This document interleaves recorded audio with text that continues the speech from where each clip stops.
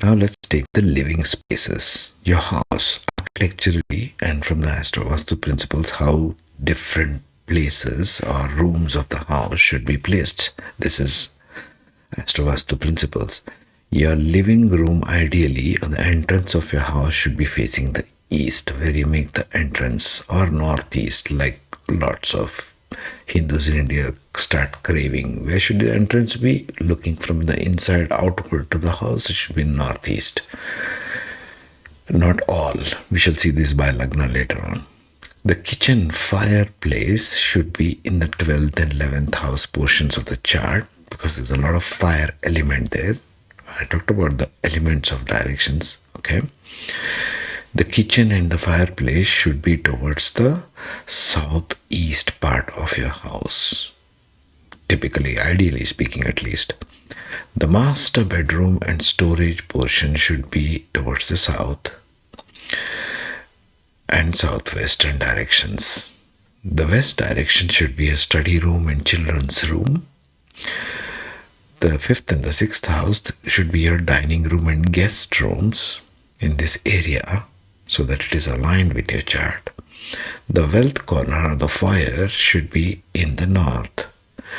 Puja and meditation living room should be in the northeast. Northeast is where lots of meditation happens, isn't it? If you have a meditation room, if you're spiritually inclined, you should have this here. And typically, even living rooms would be good here because you spend a lot of intellectual time engagement in this area of the house. This is just the entrance to the living room. Then you come to the living room. Then you come to the foyer. Then you come to the dining guest room. Then the study room, master bedroom, if you go counterclockwise. Okay. That should be the typical alignment. Now, what does it give? Let's briefly run through some text over here. East is the living room entrance from the equinox and solstice point of view. I have made this. So it is initiation. It is your self-identity. East is where your life enters home, just like breath enters the body. Why living room entrance belongs here? This is where people meet, energy arrives. It activates sun and lagna consciousness, sets the tone for the entire house. When organized correctly, it brings in clean, bright, welcoming furniture. So keep light furniture, clear pathways and minimal clutter here. What it does for you is you feel confident stepping into life. Healthy, motivated approach. Social interactions feel harmonious. The north wealth corner and foyer. Summer solstice expansion, circulation. The north grows intelligence and flow at the peak of solar expansion, Uttarayana, which will come on January 14. Why wealth corner is important? North controls financial circulation. Mercury governs strategy, trade and income. This is where opportunities must move freely. So we're talking about living spaces now. So it must be clean, uncluttered, well lit, organized storage.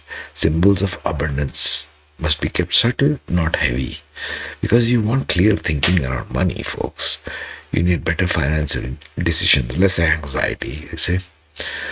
South, the master bedroom and storage. Winter solstice.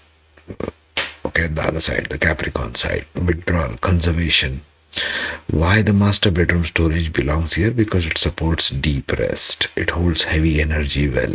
It grounds the Saturn-Mars responsibility. When organized correctly, heavy furniture, solid walls, calm and muted colors. No excessive stimulation in the bedroom. Don't put red, please.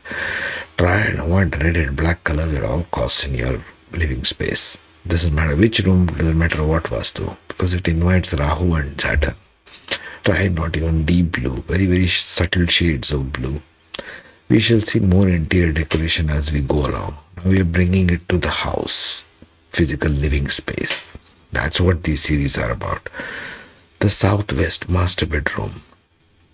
When organized properly, it has maximum weight, least movement, safes, lockers, important documents here. You have to store things. What does it carry? Stability, emotional security, and reduced sense of sudden loss. Scorpio, the house of Scorpio comes here. Southeast becomes your kitchen fireplace. Again, we are going back to 11th, 12th house. Southeast is pure Agni, Fire must be expressed, not suppressed. Venus-Mars dynamics operates here. Digestion, metabolism, and finances. 11th house Aquarius. When organized correctly, clean cooking area, functional fire resources, no water dominance. This is one thing you have to take care of when you come to Astro-Vaastu very carefully. You must try and not put contradictory elements. For example, in the kitchen fireplace area, which is shown here, because since it's a fire element, you should not stick some water here.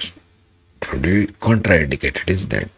One is going to nullify the other. So you will take care of these elements. Let's see that as we go along. It will be easier to follow that way. West becomes the dining room, like you see here. West becomes the study children's room. This guy is getting it wrong. I had done some AI business on this.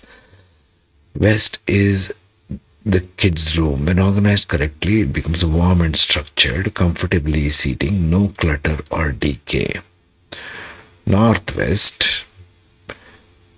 and west becomes the dining and guest room. Okay, so why is dining room, you might say, opposite to kitchen and fireplace? When you cook here, but you're serving it in the opposite room, you see how this works.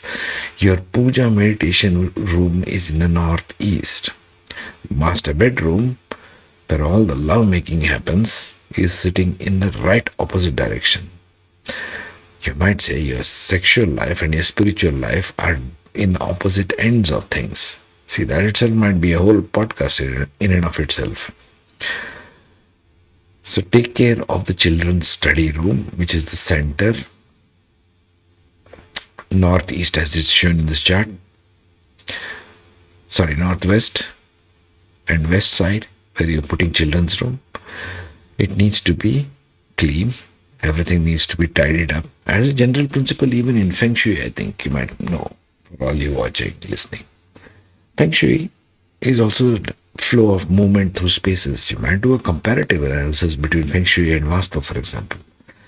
Cleanliness is the bottom line for chi energy or life energy to move through your living space. Minimal furniture.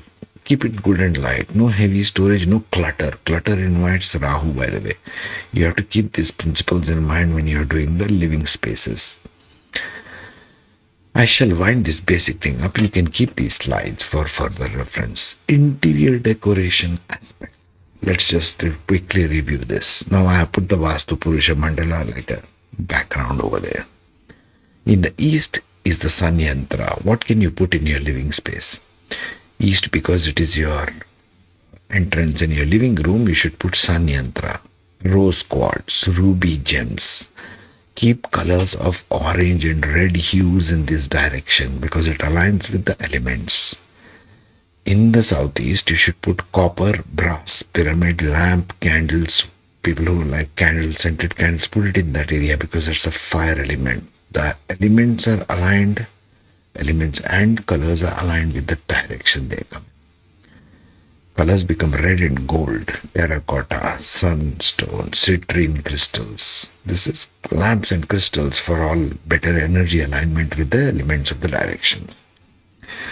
The south becomes heavy furniture, plants, brown and red colors, red jasper, ruby, and copper accent. Copper stands for the sun metal. I covered this in the basic Jyotish course. You can go through that.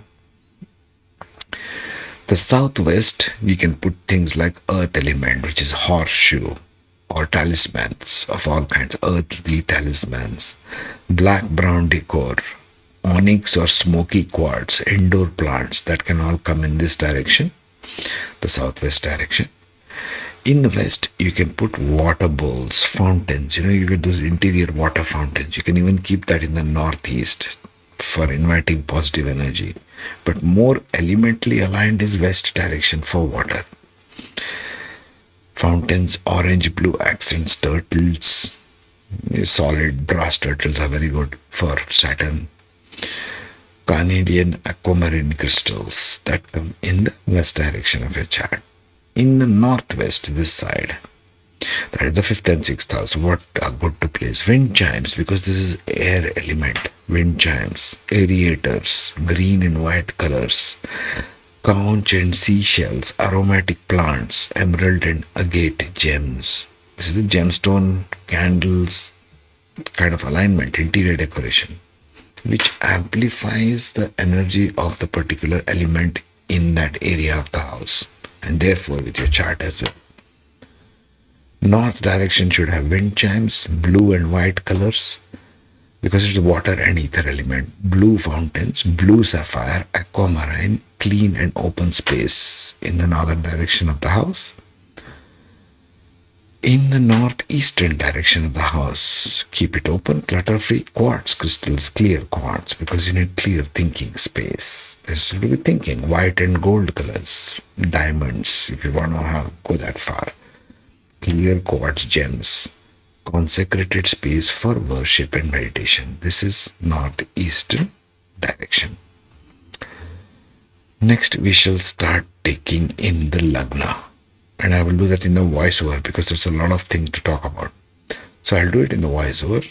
Listen to the every Lagna and what should be the placements.